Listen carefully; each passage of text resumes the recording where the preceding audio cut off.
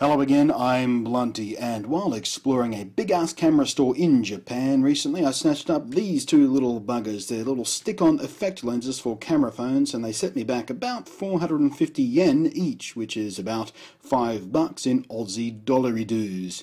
There's this one, which is a polarizing filter, and it works the same way polarizing sunglasses do, and it's for cutting through glare and reflections.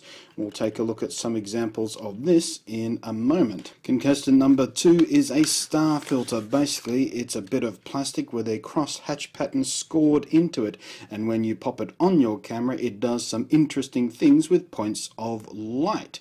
Both have a ring of sticky rubbery goo stuff to quickly and easily attach it and mount it onto pretty much any camera phone out there, and probably even your game devices and things, anything with a little lens in it basically, and it sticks pretty securely too. As you saw, it's very sticky and gooey.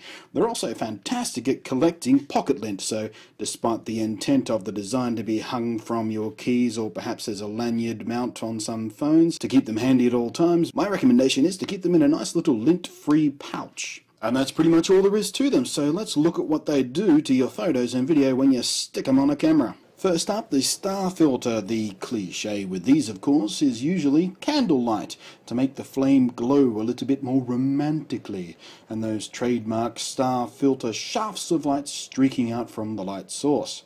Basically, any bright point of light will now twinkle, glitter and glow, and in this case, due to the cheap plastic nature of this filter, it also softens up the image a bit, lending a bit more of that glowing romantic aesthetic.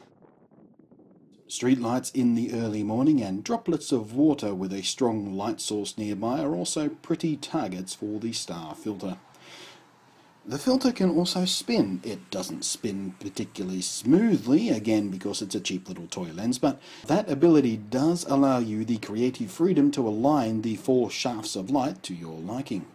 If you're particularly careful and steady-handed, doing so in live video can also add a little extra movement to a scene. Particularly neat, I thought, if you expose for the highs in a scene with a whole bunch of lights.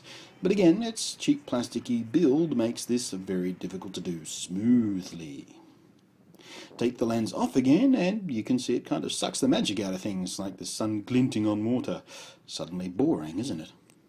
As I mentioned, you do lose quite a bit of image sharpness with this filter, and that soft romantic blur isn't always desirable, and the effect itself isn't always the right way to go either. As with all special effects, restraint will serve you best. You hear that, Instagram users? Restraint. Learn the word. Next up, the polarizer, which, while not really an effect lens like the star filter, is perhaps much more useful more often, especially if you like to shoot landscapes. Using a polarizer, you can cut right through a lot of glare. You can also use it to intensify the color and contrast of a sky and clouds for a more dramatic and less washed out look. Don't be mistaken, this isn't simply darkening the scene, it's literally blocking out light coming in at different polarization angles. And as you can see here, as I twist the polarizer around, it changes the intensity and effectiveness of this filtering depending on the polarization of the light coming in. Not a terribly useful thing to do in video because it makes it go all blinky and crap, unless of course you're demonstrating the effect. But it does mean you can adjust it to completely eliminate the glaring in many circumstances. It's particularly terrific on plants, for example, to kill that shiny hotspot you so often get on leaves without changing the proper exposure for the rest of the scene. They're also useful for cutting down reflections when you're trying to photograph something through a window or in a glass cabinet and the like.